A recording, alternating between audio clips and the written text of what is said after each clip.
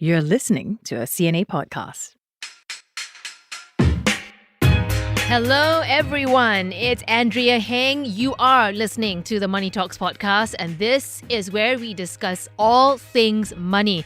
Remember during COVID when everyone suddenly had some kind of side hustle? The pandemic business bug, you know what? It bit me too. I was restless, I was curious about what it would be like to earn some extra cash on the side. So I put my self-taught baking skills to good use. Cut to today, quite a number of pandemic businesses actually evolved and grew into post-pandemic successes, right? Suddenly, lots of brick and mortar stores of home-based brands that we grew familiar with, they started to appear everywhere. Some of those actually still endure today. So this really is very encouraging, coupled with support from the government in this year's budget to help ignite that innovation spark, right? Singapore is looking to cultivate entrepreneurship among us. But do we actually know the financial engine that we need to start and build a business beyond just having some good old capital to start? Someone who's gone through this very journey joins us now on Money Talks. He's David Gan, co-founder of the Tipsy Collective. He's also vice president of the Singapore Nightlife Business Association. Tough business to be in, so no better person to be on this podcast. Thank you for being here, David. Thank you for having me, Andrea. So say I'm going to quit my job and set up my baking business. First of all, don't tell my boss that I said that. I won't. Okay, first things first. How do I go about financially assessing if my business is even viable or not in the first place? Wow. Actually, I have people asking me whether or not should I start a business. Yeah. I would ask them to first assess what product and services that they think they could put on the table. Because not every ideas actually could make money or could become a business. The example that you are mentioning, like starting your own bakery at home, you know, how you started at home baking in a home kitchen does not necessarily means that you can commercialize the process. Yep. That being said, as an entrepreneur myself, I take in all sorts of ideas. And I think that one thing that we could not lose is the entrepreneurship spirit. Never give up. Never give up. You have to really be willing to try. And you got to have a thick skin too. Yes. So if you were to ask me if you should quit your job and do this full time, my advice is actually, why not try selling to your friends first? Take their feedbacks, see what they say. And then another thing, especially for like a baking business, one product is not good enough. So starting selling one product, you could keep on selling, but that's if you want to do it in a home-based business. Yes. But once you want to grow it, there's like R&D involved. How can I take my own recipe and commercialize it? Yep. And baking in a commercial oven versus a home oven is absolutely different. Oh, totally. But what about the financial part of the assessment? How do I know that, okay, I've sorted out the logistics, I've sorted out the viability, I have a menu. What is the financial aspect of that assessment that I need to take into account? Of course, talking about the statutory paperwork, getting your business set up. Nowadays, it's very convenient. You could go to Accra, set up a business. But what a lot of people do not know is beyond that setting up a business, which just going to cost you a couple $100, you have to maintain and manage it on an annual basis. See, a lot of people don't know that. I think a lot of entrepreneurs actually, they thought, no, now I want to start a business, right? I want to open my shop and things like that. I need a business entity. Yes. So when people set up a business entity, they fail to realize that, hey, you know, I have to appoint a corporate secretary. Oh, you know, that's a cost average about maybe anywhere from $500 to $800 a year. Wow. That is really cost that you have to take into consideration. That's even before you open your shutters. Exactly. And then how are you going to keep your books on a month-to-month basis for F&B business or our kind of business? We have a lot of invoices coming in. Yeah. Because you are talking about supplies, raw products, materials from different suppliers. So those bookkeeping processes, are you well aware how you should keep them? Yeah. Example, you need to keep invoices for up to 7 years. So you That's a lot of files. Yeah. And you never know, right? Because one day IRAS is going to come and check your books and whatnot. And they will say, yeah. And you know, Singapore, we are quite fortunate in a sense because we don't need to register GST if we are below $1 million in revenue. Okay. That's why I say, before you even try to go commercializing it, test your idea first. Yeah. I think nowadays there's a lot of opportunities for you to do gigs. Like if you're a designer, why not try putting your gigs or your services online? Yeah. Yeah, so that way it's not like I have to start a firm. That's right. It's less intimidating, more manageable. Yeah, because and- you're a one-man show, right? Exactly. So it's more like freelancing work rather than getting all this costs incurred on a year-to-year basis. Yeah. Oftentimes people think of startup costs as things like the laptop that you need to do your invoicing on, for example, billing,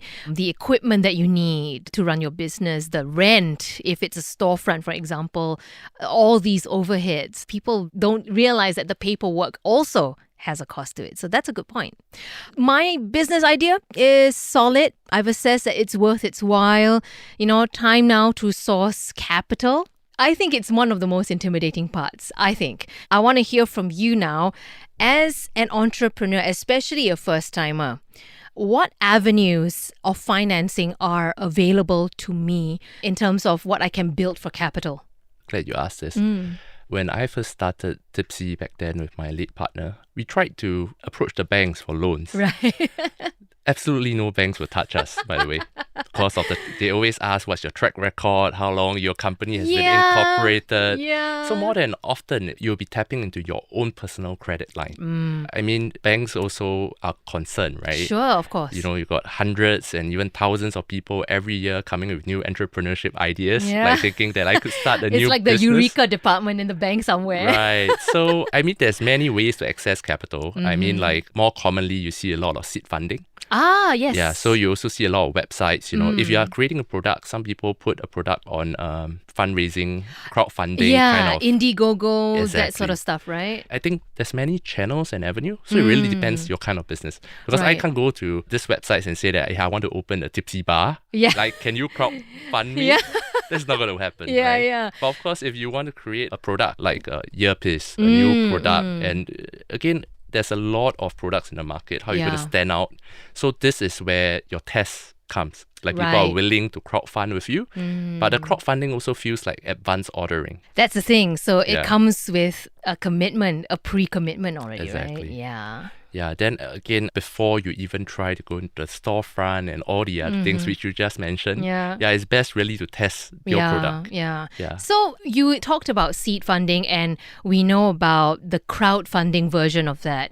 What does it mean when there's multiple rounds of seed funding? Who exactly do these people go to? At least for my own instances, I think the first round of funding is when you're trying to convert an idea Right. into reality. Okay. So of course, after you exhaust your own credit Yep. and loans, then the next closer one is probably going to a friend.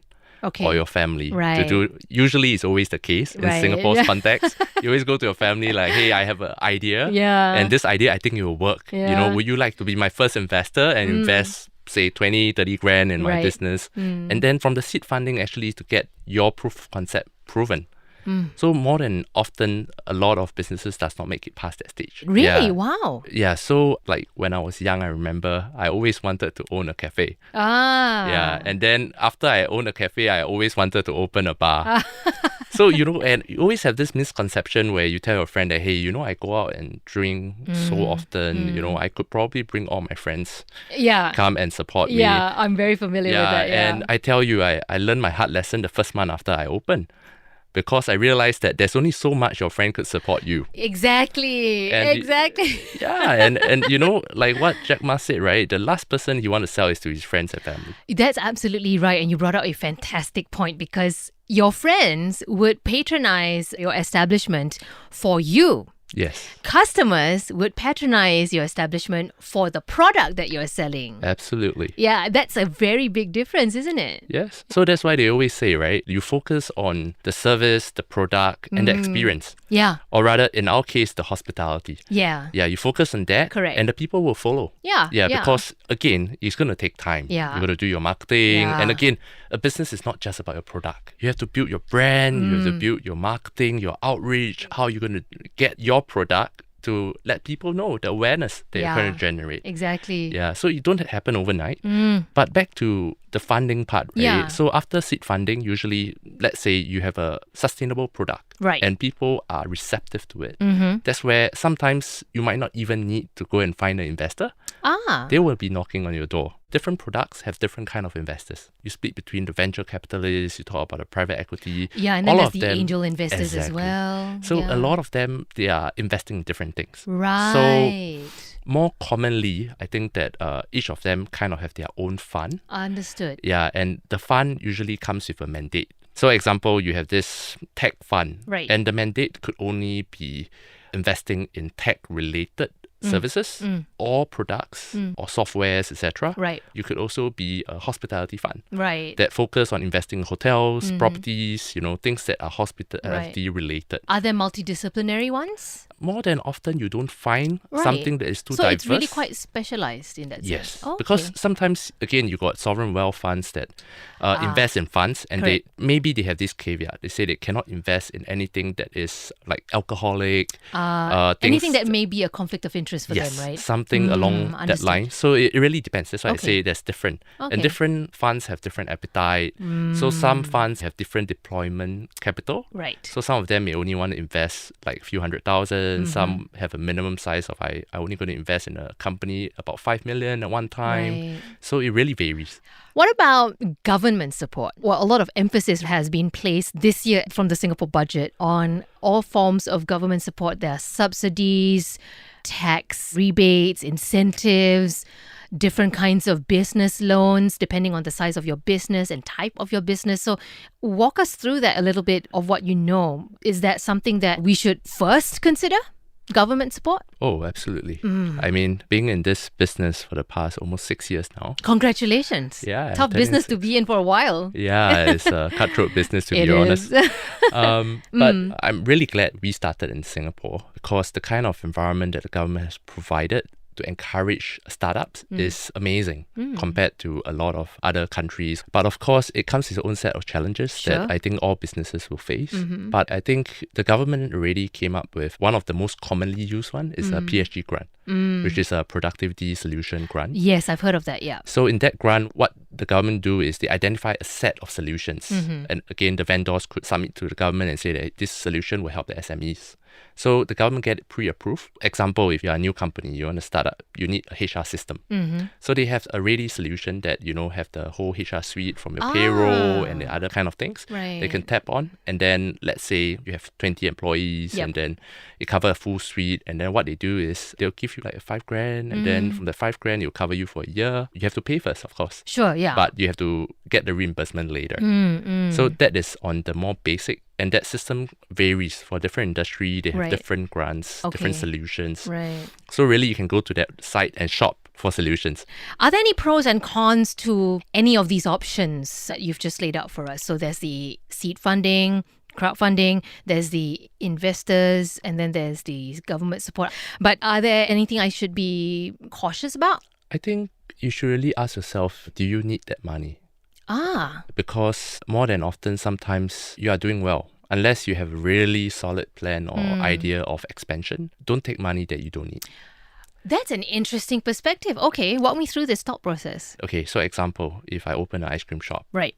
I'm busy every day. I have queue day to night. Doesn't mean when you open the second ice cream shop, it's going to be the same. Yes, okay, fair and enough, then yeah. That's where you thought that, hey, I opened one, it's such a success, let's open a few more. And of course, you will start telling your friends, and then your friends will say, I might have friends that are interested to invest. Yeah. And that cycle really goes. Okay. And so you got to be very careful that sometimes certain businesses are one-time success. Sometimes you have to look at the market, your competition, your location, everything plays a part. Yeah. Because sometimes, like in this neighborhood, it works. Yeah. And maybe some people come because of you. Correct. Right? Yes. Then you think that, I can replicate this success. I'm going to open 10 ice cream shops around Singapore. Yeah. But not forgetting you have a lot of ice cream shops in the market already. Correct. So sometimes it's because where you are located, people come to you because of convenience, because you're different. Yes. But one thing, especially in our line of business, is like whatever ideas you come up for, someone is going to come up with updated version, upgraded version of your idea. Yeah. Yeah. So that's a really good point, actually. that's why I ask people to really think hard, And again, you have to think, are you happy with what you have now? Yeah, there's absolutely nothing wrong with being a one-shop wonder. Exactly. Yeah, very, very good point. And one thing I think, again, this is from experience, right? Sure, yeah. The more you grow, the less focused you are on your origin. Yeah. And that sometimes truncates down to business getting affected and whatnot. So yeah. sometimes having less is more. And I talk about, like, in this current day and age, a lot of people talk about mental health, having work-life balance. If you want to grow a business that bad, you better be prepared to lose all of those, You right? better have the stomach and the brains for it. Yeah. And business is very much like a living thing. Like you fix something will happen. Yeah. And when things don't happen, it doesn't happen. Then when things happen, it all happen together. And then you got to choose your battles and see, okay, I can let this one go. I'm going to focus on that one instead. Yeah. So when I talk to business owners, a lot of the times, the most common thing that I hear about is cash flow issues. It really is impossible to run a business without proper or healthy cash flow. So what are some of the common problems that business owners run into that see them ending up in a bad cash flow situation? Glad you asked it. I think any business owners, after a couple of years, more than often, they experience some form of cash flow issues. And again, I'm not a business and I experience cash flow issues. But trust me, on a personal level, it's the same for me. But yes, you were saying. Yeah, but sometimes you get distracted or brought away so easily when your business is starting to pick up. Yeah. And then, I remember, like, even in our own experience, we thought that, hey, we are expanding so fast, right? And then one of the common things is you start hiring. Yeah. And you start over-hiring. And then you didn't realize that actually at one point you overhired. Yeah. And then you have to trim the fat. Yeah, you have to trim the fat. And then it becomes very personal because you'll be like, these people are the people that work with you day in, day out. Yep. Like, how do you tell someone that, hey, the company does not need your service already? That is really tough. Yeah. But rather than that, that's the same approach that I'm sharing about asking yourself, do you need that money? Yeah. It's also asking yourself, can you handle the growth? Yeah. Do I need this resource? Do I need that equipment? Exactly. Make And up for it, I think one of my mentor advised me, say that, hey, David, you got to look at your management spend. Like, how much time do you have? Are you putting your focus on things that matters? Or are you distracted and putting focus on things that maybe make money but doesn't really matter? But how do you balance that though? Because it's not as if I can't think about growth or improving things in the business, right? Yeah. But again, I think from one of the biggest learning journey for me was setting the right foundation is important. Right. When you are growing at a speed where you cannot focus on setting the right foundation, then when you reach a certain level, then you start to go back and start building foundation. Trust me, which is going to be tougher at that stage than trying to build it a step at a time. Exactly, because you want to move one step forward, but you end up going 2 steps back. Exactly. And trust me, it's going to be a lot more costly at a later stage. Yeah. Yeah, so I think these are things that everyone got to consider. Like, again, I always talk about a cost benefit. Yes. Like, you have to measure the cost of it and what benefit do you get. Yeah, I have friends who are doing business and say that, I'm very comfortable growing at my own speed. At my own capability, and they don't want external money at all. Because again, you must understand the moment you start getting external investor, it will no longer be your company. Yes, I was just about to say that because the pressure is not yours anymore. It's someone else that's breathing down your neck. Exactly. And when you have pressure, it may make you make the wrong decision or not the best decision. Sometimes it may be for the better, but sometimes it's for the worse. Yeah. It's how much pressure you can personally take. Exactly. Right? Yeah. Just a final question here, David. Is it ever possible to come back from rock bottom as an entrepreneur after a failed business? Or maybe another way of looking at it also is, can we actually avoid even getting there in the first place and turn an almost failing business, turn it around? Can it be done? If I tell you cannot, that will not be true. But then again, I think you got to balance between two schools of thoughts. One is about cutting losses, where enough is enough. You realize that, you are putting everything in. You probably potentially have more to lose if you continue at this rate, right? Yeah, I think that's a good one, Yeah, so knowing when to cut is, again, this can be taught. Yeah. Sometimes it could also be a situation where you thought it was done, then the next moment it picked back up. Yeah. Yeah, but like I said, business is a living thing.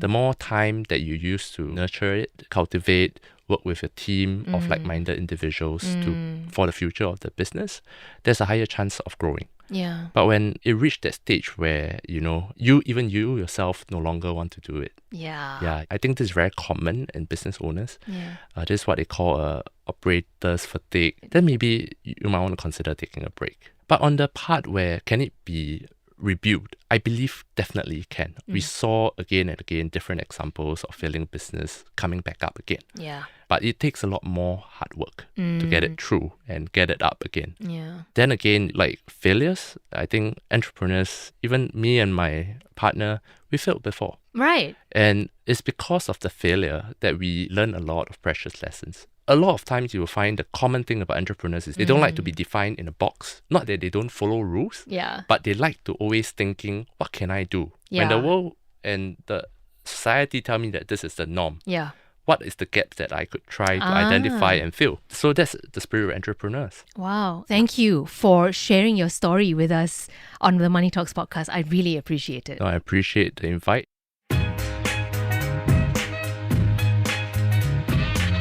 Okay, so David, before we let you go, there's a very fun part of the Money Talks podcast. It's called Questions from a Hat. Okay. I have 5 cards in this hat. You can pick a random question, hand it to me, and I will ask the question. Okay? Question, David, is what is pricey but always worth it? Wow. Good question. Have a think. I think failure is very pricey because, again, for our kind of business, we invest a lot of money into each of this venture. So beyond the monetary failure or loss is putting what you thought would have succeeded into a testing situation and it not working out. Makes you wonder why. And that's something that on a day in, day out, you keep on thinking, where did it went wrong? Then the next question is, how can I be better the next time? And that's what makes it worth it. That is what makes it worth it. Okay. Very wise words, David. Thank you so much once again. No, thank you, Andrea. And listener, if this episode gave you not just the inspiration, but the push that you needed to start a business, please don't forget to credit the Money Talks podcast, okay? Okay, jokes aside, no, we really do hope that this inspires you, gives you a sort of checklist to help you kickstart that burning business idea that you've been cooking for a while. And we would like to hear your thoughts or questions as well about this episode. So do send us a message. Money Talks is streaming on Apple Podcasts as well as Spotify. We're also up on YouTube Music. Don't forget to rate us if you are enjoying it. My thanks to the team, Crispina Robert, Tiffany Ang, Junaini Johari, Joanne Chan, and Sayen Wint. I'm Andrea Heng. This has been Money Talks.